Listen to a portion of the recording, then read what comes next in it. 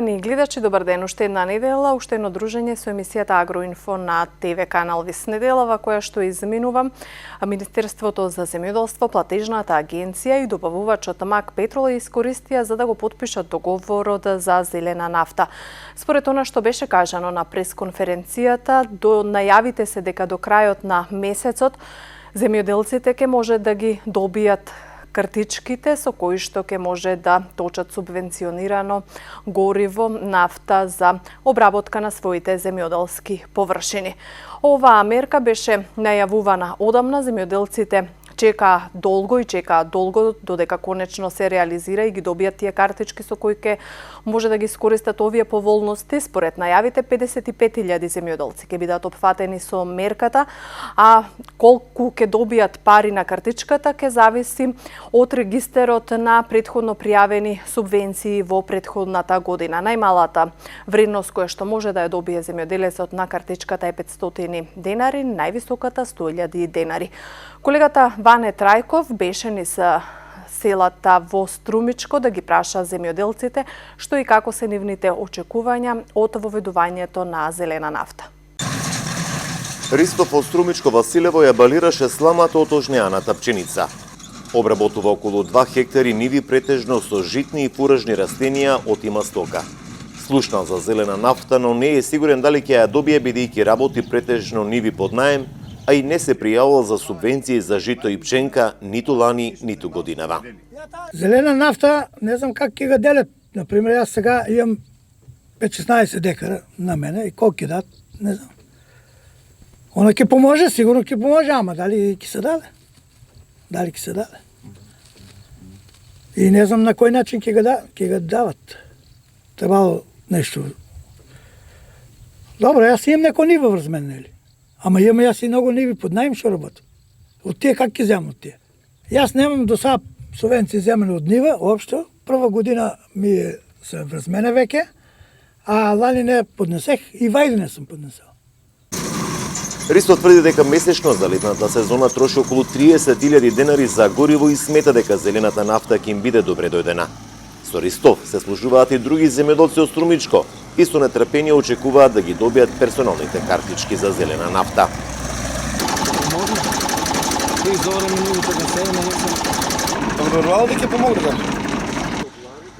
Одруженијето Агросојуз смета дека Министерството треба да направи поопсежна анализа кој се може да добие зелена нафта, а не врз база на списокот за доделени субвенции од минатата година.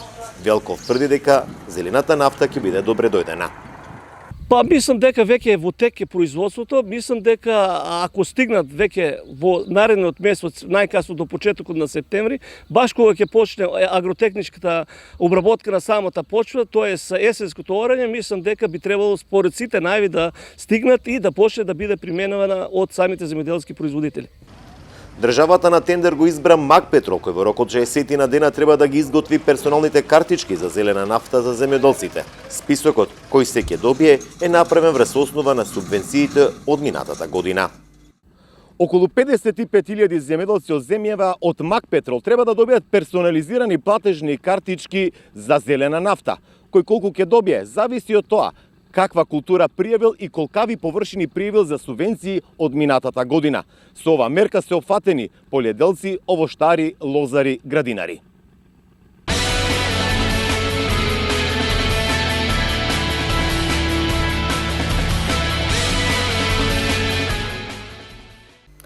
Земјоделските задруги се еден од начините на кои што земјоделците можат да го окрупнат своето производство, да станат поконкурентни како на домашниот, така и на пазарите надвор од Македонија.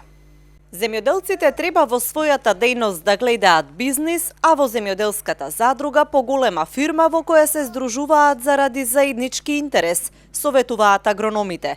Игор Ивановски вели дека треба да се вмрежуваат и со други задруги, здруженија, но и со агроберзата. Прво и основно задругата треба да се поврзи со агроберза на нашава држава, на Република Македонија, од аспект со тоа што агроберзата веќе многу години, 20, 30, 40 години постои и она всушност е поврзана со сите берзи во Европа. Значи да не одиме понатаму. Така што со помошта на оваа агроберза всушност има една контакт и едно взближувањето и информација на тој начин што, пример, агроберза има податоци во која држава, во кој реон, во кој град, која количина и кога им треба земјоделски производи. Кога ова агроберза, кој што е поврзана со за другите, не само во овој регион, секаде, еве, ќе земиме Западна Македонија за јаболката, ќе земиме Централна, Југоисточна, Јужна Македонија за вината, лози и така натаму.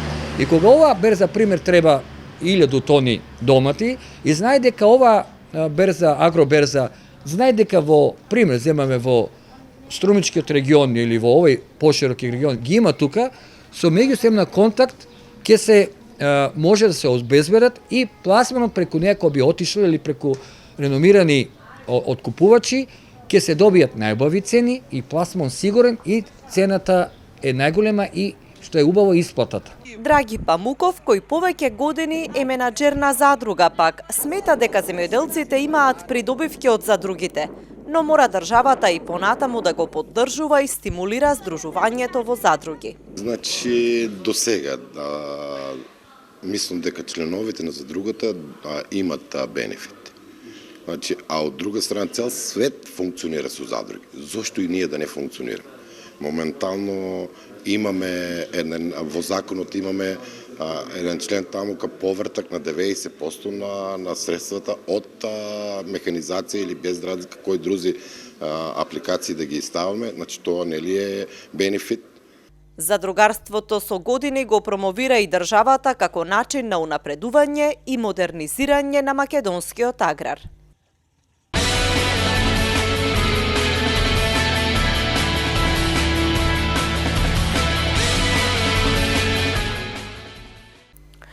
Редовно во Агроинфо совети за вас земјоделците кои што ги дава нашиот стручен соработник Игор Ивановски, магистер по земјоделски науки.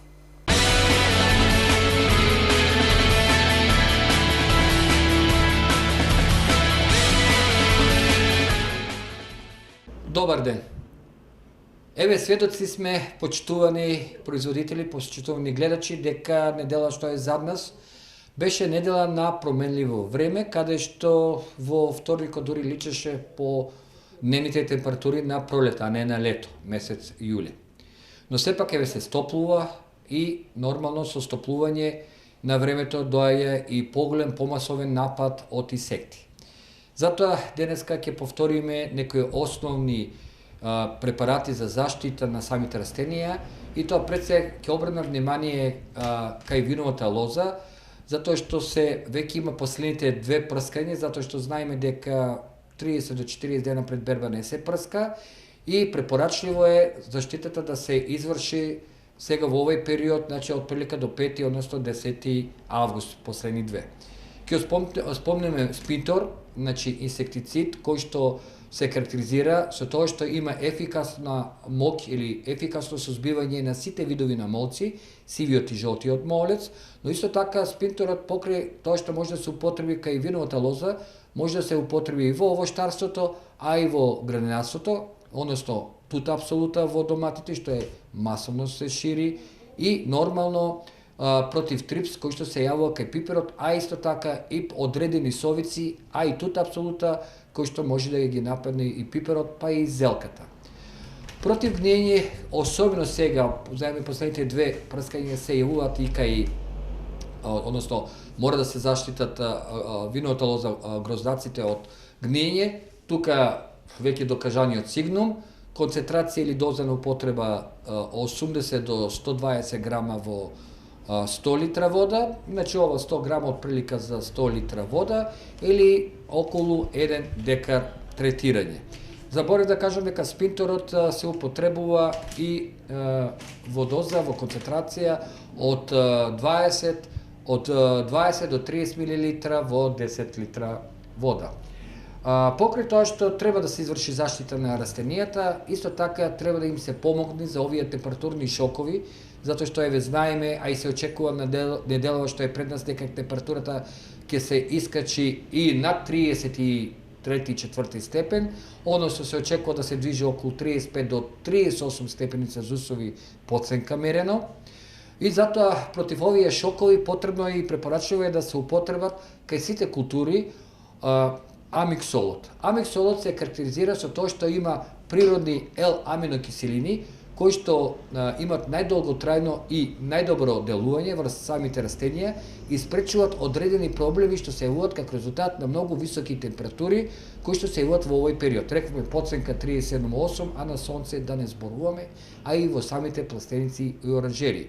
Затоа задолжително употребувајте го амиксолот и тоа најдобро е можете у капка во систем и тоа 1 литар на декар или пак во редовната заштита при редовната заштита на растенијата во доза или концентрација од 300 до 350 мл во 100 литра вода. Значи, може да се употреби и кај виновата лоза, али особено кај културите на отворено, пиперката, пота во заштитени простори, кај доматите, пиперка и така натаму.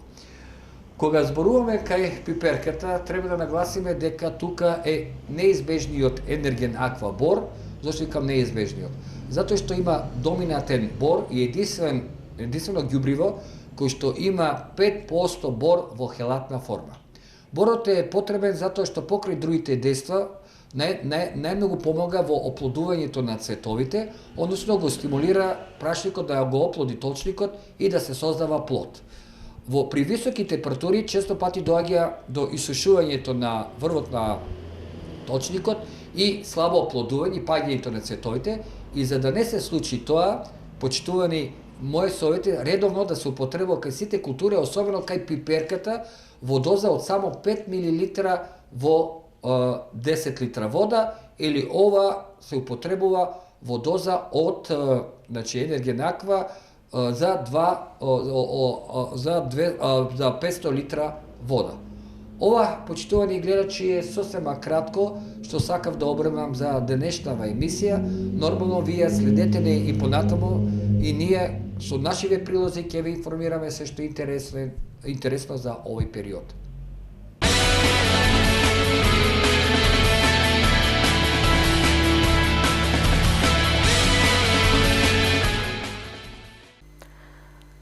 Задоволува искористеноста на ИПАРТ, велат земјоделските власти. Тие беа во посета на еден магазин во Градско, па предлагам сега да ги слушнеме изјавите кои што ги дадоа надлежните во врска со инвестирањето, искористувањето на ИПАРТ средствата, инвестирањето во дистрибутивни откупни пунктови, ладилници кои што се од голема користа за земјоделците. Денеска се наоѓаме во предпријатието Ником, кое што е едно од позитивните примени на имплементација на ИПАРТ 2 програмата. Јас сум исклучително среќен што денеска гледам дека се прави точно тоа што треба во македонското земјоделие. Потребно е да има откупни центри во кои што ќе може земјоделците да ги пласираат своите производи и организирано понатаму да се продаваат. Тоа е нешто што во македонското земјоделие недостасува многу години. Покрај ово еден објект кој што е веќе завршен и гледам дека е исклучително добро направен и што е најважно гледаме дека веќе се откупуваат производи и тие исти се пласираат. Бев информиран дека во делот на кајсијата веќе е завршен откупот и продажбата, сега е во тек откупот на праската. Гледаме дека оди добро, дека пласман има и дека се сите задоволни, а што е најважно, сите пари се веќе исплатени до земјоделците од она што е откупено.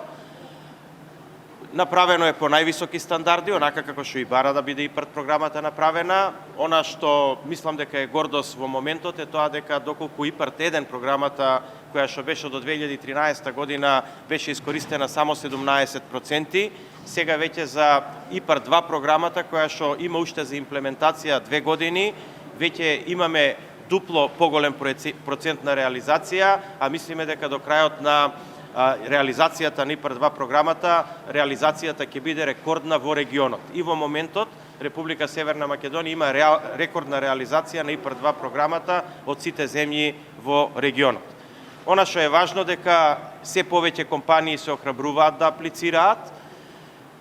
Компанијата Никоп има 59 запослени. Се разбира, тие денеска ги кажа и своите планови за идно можно проширување. Ние како влада ќе направиме се да ги охрабриме да продолжат во инвестициите во оваа насока. Охрабрува и податокот што покрај овој капацитет за откуп и чување, значи разладување на земјоделски производи, имаме уште една таква апликација која што е моментално во градба и се надевам дека наскоро ќе можеме и таа да ја отвориме. Земјоделците во нашата држава практично своите производи ги продаваа по најефтини цени, бидејќи се разбира тие не можат да траат да стојат долго, немаше кој да ги селектира, кој да ги калибрира и ова е единствен начин како може да се подигне и продажната цена на производите, а и од друга страна земјоделците да се заштитат. Она што мислам дека ќе биде следен чекор и мораме да посветиме внимание на тоа да направиме преработувачки центри, значи не да се продаваат производите свежи и разладени, него да се направат и преработувачки центри за храна, зашто веќе и во Законот за финансиска поддршка ги вклучивме, значи како област која што сакаме да ја поддржиме од оваа година и интензивно разговараме со големи центри и ланци на снабдување од развиените земји, да тие ги охрабриме да дојдат да направат производни капацитети за преработка на зеленчук и овошје во нашата држава. Ценам дека е тоа многу важно и ценам дека тоа треба да биде следен чекор во делот на земјоделските политики во државата.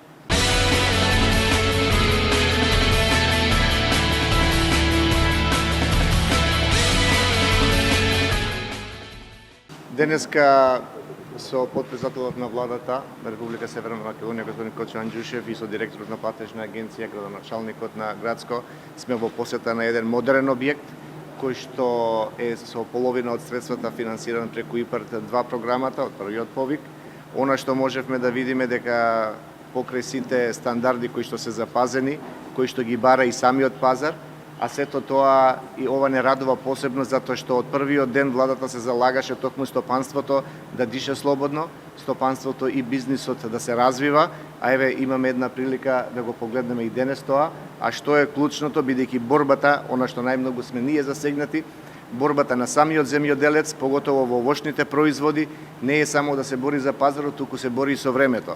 Односно, ако денеска биде обрана праската, денеска мора да се продаде. Ова е начинот во кој што може да се раздади, може да се складира, може да отстои повеќе денови, се со цел да се чека подобра цена и подобри услови на пазарот. Така да ваквите објекти треба да се градат и да се шират, што и го слушнавме од собственикот, што е за поздравување. Секако дека ние ќе продолжиме натаму да создаваме позитивна бизнис клима, токму кон секторот кој што треба да се развива, иако знаеме дека примарното инвестицијата и примарното производство на самите земјоделци ни е исто така битно, на кое што секојдневно сме посветени, но примарното без доработките, без различните системи не може да ја постигне целта, бидејќи сепак сите овие вакви објекти се скапи, се наменети кон посебни пазари кои што барат посебни барања на квалитетот, на пакувањето, но а домаќинот не убеди дека строго инвестира во вакви и очекуваме дека ќе продолжи да се развива бизнисот, а секако дека иако е прв објект во Градско, ние ќе бидеме многу среќни да многу брзо го видиме и следниот.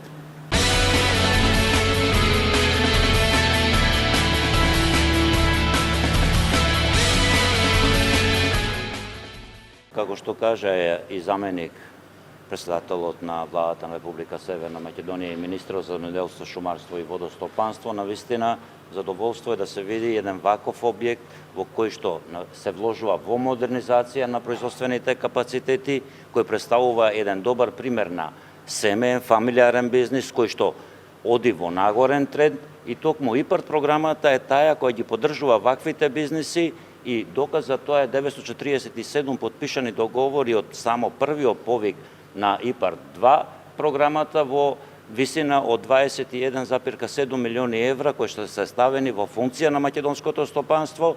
Веќе од вториот, односно третиот повик имаме контрактирано уште 20 нови договори во висина од 2 милиони евра и во обработка се апликации за искористување на уште 18 милиони евра од претходните повици, што кажува дека ние во овој момент преку ИПАРТ програмата на македонското стопанство на располагање ставаме преку 40 милиони евра од ИПАРТ програмата. Тоа се нови финансиски средства кои што ќе допринесат за брзо реализирање на проектите, бидејќи до овој момент ние веќе имаме исплатено и вратено кај корисниците 5,1 милиони евра. Тоа се нови пари кои инвеститорите можат да си ги реинвестираат во други производствени капацитети и на овој начин добиваме поевтин производ, поконкурентен, намалени трошоци за производство кај фармерите, кај фирмите, кај ваквите откупни центри во преработувачката индустрија,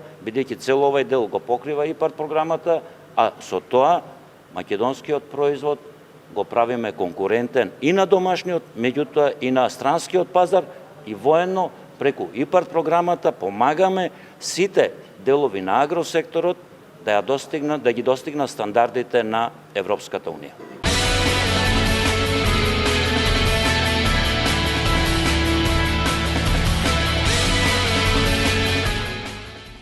Прво да му заблагодарам на вице-премиерот, министерот за земјоделие и господинот од платежната агенција.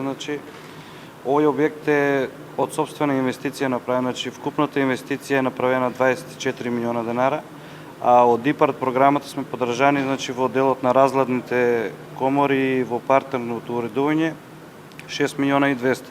Така да тоа е голема помош за нас како стопанственици за развојот на фирмите и сето тоа. И ова е прв објект во овој дел во Градско, во оваа општина за откуп на земјоделски производи и се надеваме дека ќе бидеме тука и наредните години за да се откупуваат земјоделските производи.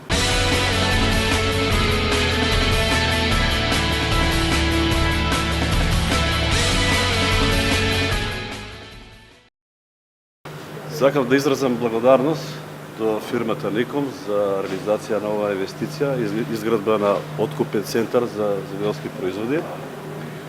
Изградбата на откупниот центар е во согласност со стратешките определби на општина Градско за економски развој, а воедно и развој на земјоделието, раноградарството, лозарството и овоштарството. Купна вредност, како што кажа собственикот Ристе Јанев, е околу 500.000 евра, од кои 100.000 евра се од ИПАРД-2 програмата. И сакам да изразам исто така задоволство, бидејќи овој ладилник е позитивен пример за откуп на земјоделски производи, бидејќи земјоделците за предадените земјоделски производи ги добиваат средствата на сметка за неколку денови. Затоа ги повикувам сите земјоделци од општина Градско, соседните општини од регионот, да ги донесат своите земјоделски производи, да ги предадат во овој откупен центар.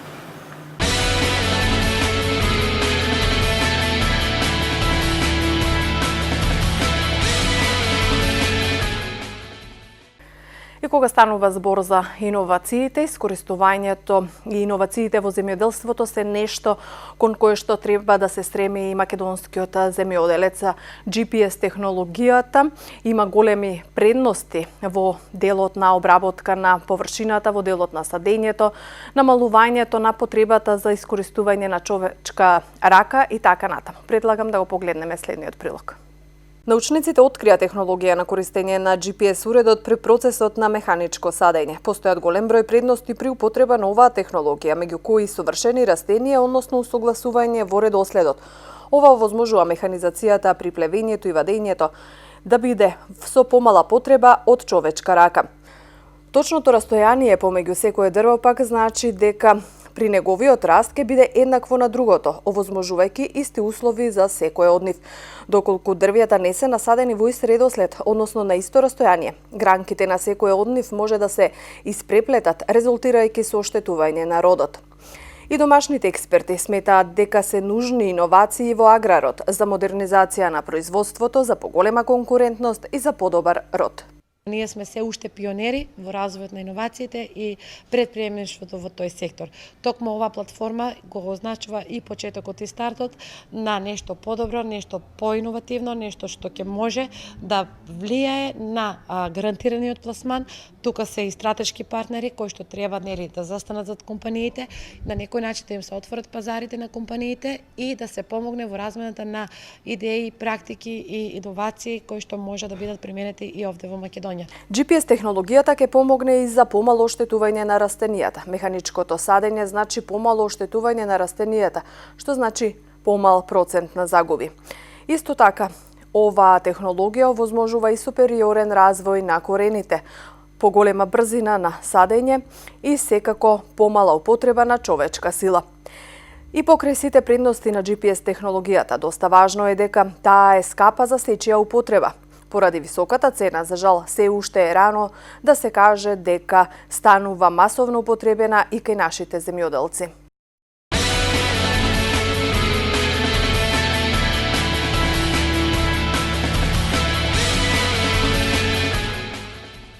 Поштовани гледачи, тоа беше се во ова издание на емисијата Агроинфо на ТВ канал ВИС. Благодарност за вниманието со кое не следевте. До следната недела останете во добро расположение. Пријатно.